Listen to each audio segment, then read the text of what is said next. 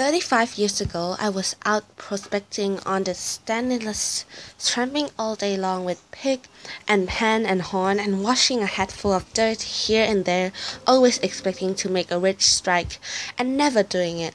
It was a lovely region, woodsy, balmy, delicious, and had once been populous long years before, but now the people had vanished, and the charming paradise was solitude. They went away when the surface diggings gave out. In one place, where a busy little city with banks and newspaper and fire companies and a mayor and alderman had been, was nothing but a wild expanse of emerald turf, with not even the faintest sign that human life had ever been present there. This was down toward Town, in the country neighborhood thereabout, along the dusty roads. One found at intervals the prettiest little cottage homes, snug and cozy, and so cobwebbed with wine snow thick, with roses that the doors and windows were wholly hidden from sight, sign that these were deserted homes, forsaken years ago by defeated and disappointed families who could neither sell them nor give them away. Now and then, half an hour apart, one came across solitary log cabins of the earliest mining days, built by first gold miners, the predecessors of the cottage builders. In some few cases, these cabins were still occupied, and when this was so, you could depend upon it that the occupant was the very pioneer who had built the cabin. And you could depend on another thing too, that he was there because he had once had opportunity to go home to the States rich, and had not done it, had rather lost his wealth, and had then in his humiliation resolved to sever all communication with his home relatives and friends, and be to them thenceforth as one dead. Round about California in that day was scattered a host of these living dead men, pride-smitten, poor fellows, grizzled and old at 40, whose secret thoughts were made all of regrets for their waste lives, and longings to be out of the struggle and done with it all. It was a lonesome land, not a sound in all those peaceful expanses of grass and woods, but the drowsy hum of insects, no glimpse of a man or beast, nothing to keep up your spirits and make you glad to be alive. And so at last, in the early part of the afternoon, when I caught sight of a human creature, I felt a most grateful uplift. This person was a man about 45 years old, and he was standing at the gate of one of those cozy little rose-clad cottages of sort already referred to. However, this one hadn't a deserted look. It had the look of being lived in and petted and cared for and looked after, and so had its front yard, which was the garden of flowers, abundant, gay, and flourishing. I was invited in, of course, and required to make myself at home. It was the custom of the country.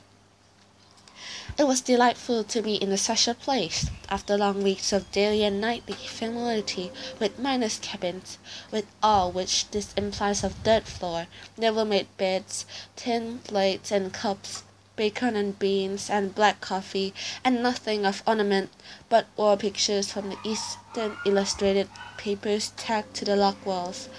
That was all hard shells, materialistic desolation. But here was a nest which had aspects to rest the tired eye and refresh that something in one's nature which, after long fasting, recognizes, when confronted by the belongings of art, howsoever cheap and modest they may be, that it has unconsciously been famishing and now has found nourishment. I could not have believed that a rag carpet could feast me so, and so content me, or that there could be such solace in a soul in wallpaper and framed lithographs, and bright-colored TDs and lamp mats and window chairs, and vanished whatnots, with seashells and books and china vases on them, and the score of little unclassifiable tricks and touches that a woman's hand distributes about a home, which one sees without knowing he sees them, yet would miss in a moment if they were taken away.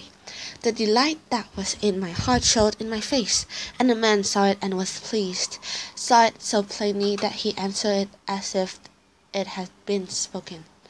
All her work, he said, carelessly. She did it all herself, every bit, and he took the room in with a glance which was full of affectionate worship.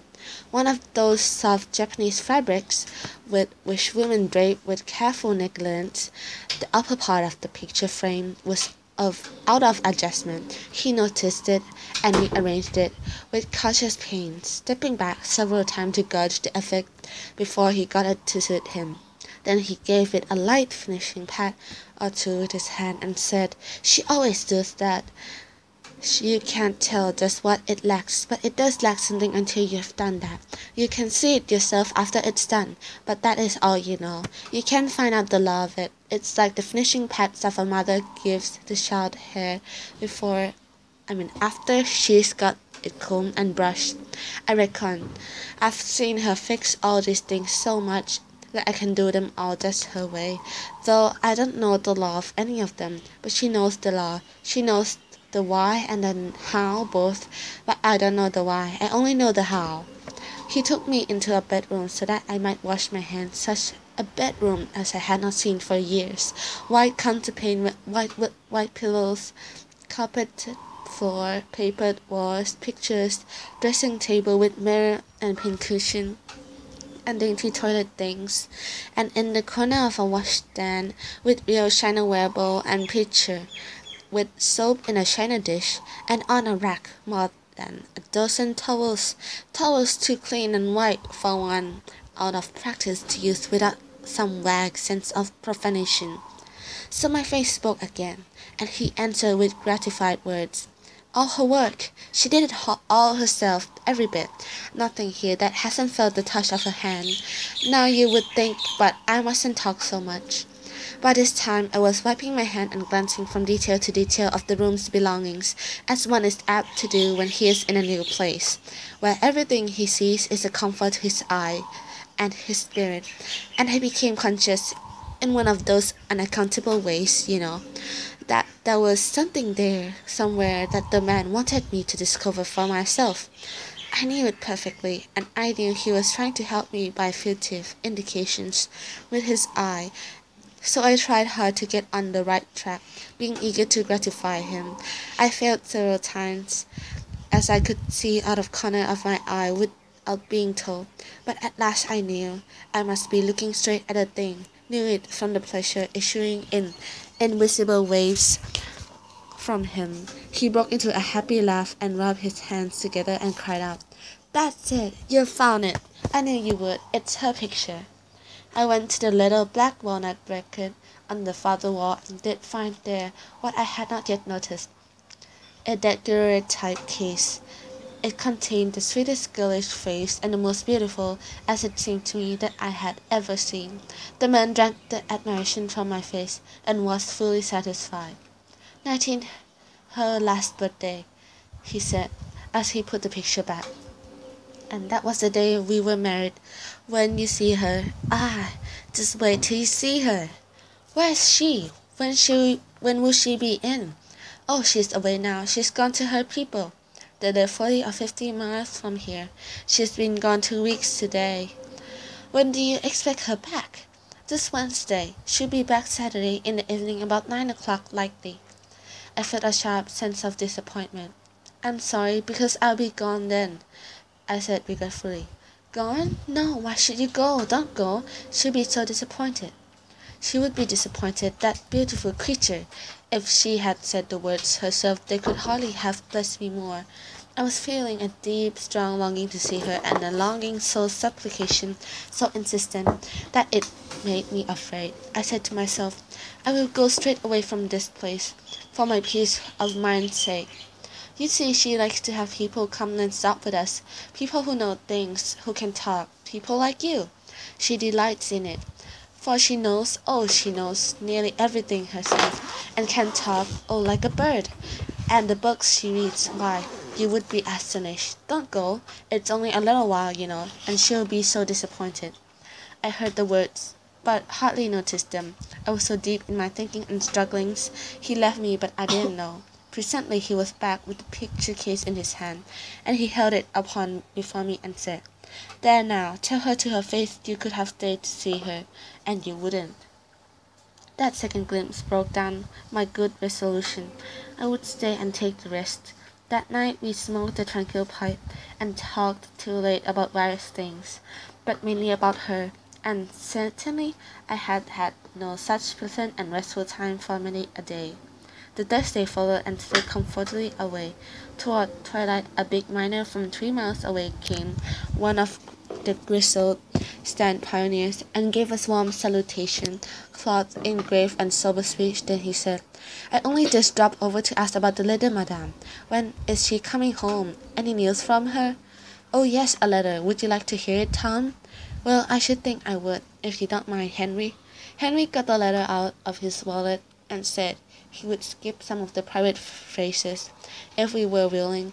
Then he went on and read the bulk of it, a loving, sedate, and altogether charming and gracious piece of handiwork, with a postscript full of affectionate regards, and messages to Tom and Joe and Charlie and other close friends and neighbors.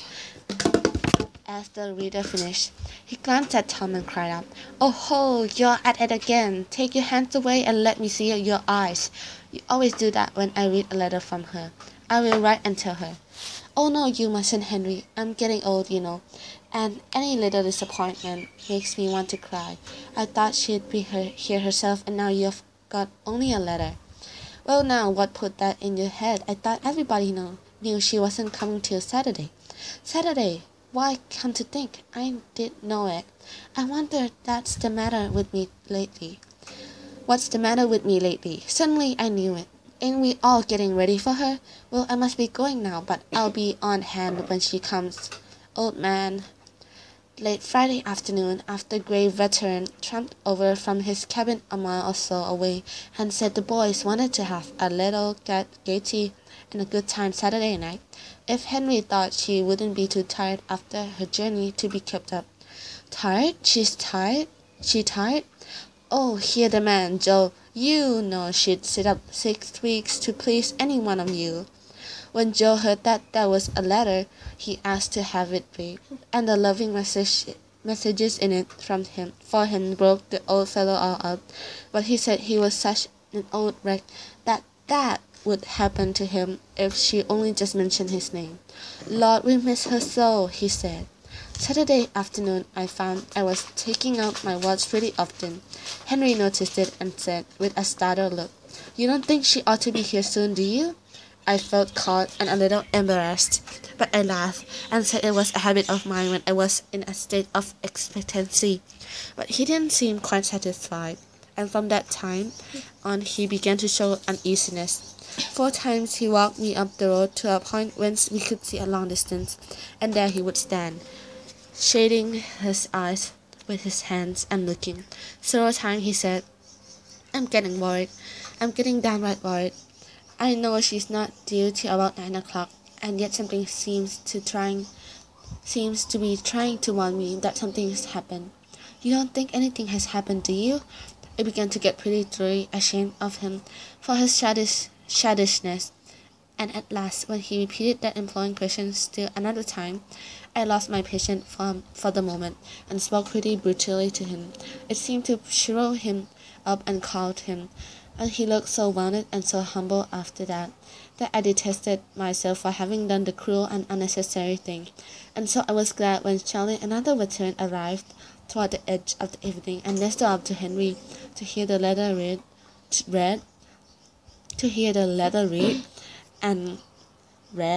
and talk over the preparation for the welcome. Charlie fetched out one hearty speech after another, and did his best to drive away his friend's boding and apprehension. "Anything happened to her, Henry? That's pure nonsense." "There isn't anything going to happen to her. Just make your mind easy as to that. What did the letter say?" "She said she was well, didn't it? And said she'd be here by 9 o'clock, didn't it? Did you ever know her to fail of her word?" "Why, you know you never did." "Well then, don't you fret, she'll be here, and that's absolutely certain."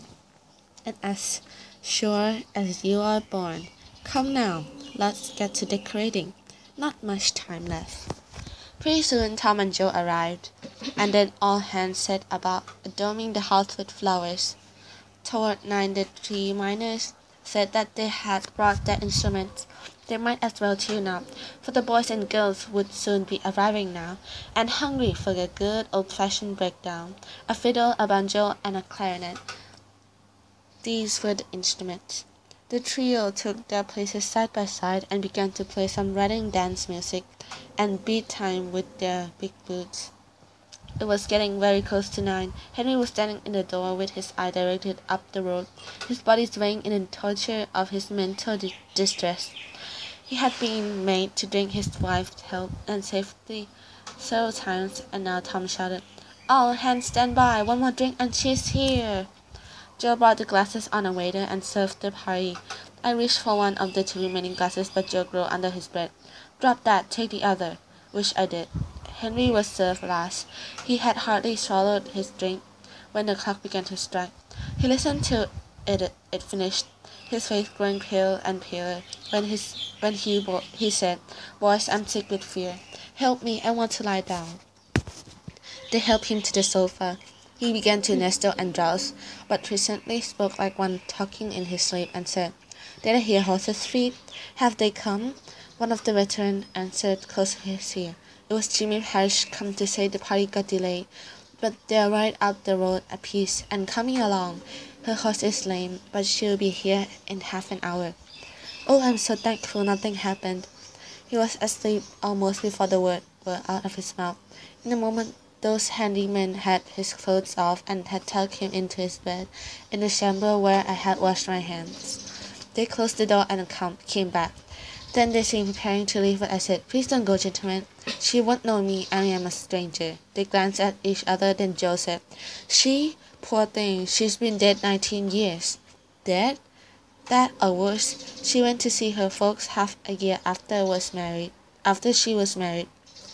And on her way back, on a Saturday evening, the Indians captured her within 5 miles of this place, and she's never been heard of since. And he lost his mind in consequence. Never has been sane an hour since, but he only gets bad when that time of the year comes round. Then we begin to drop in here. 3 days before she's due to encourage him and ask if he's heard of her. And Saturday we all come to and fix up the house with flowers and get everything ready for a dance. We've done it every year from 19 years. The first Saturday there was 27 of us, without counting the girls. There's only 3 of us now, and the girls are all gone. We drug him to sleep, or he would go wild. Then he's all right for another year. Thinks she's with him till the last 3 or 4 days come round. Then he begins to look for her, and gets out his poor old letter, and we come to ask him to read it to us. Lord, she was a darling.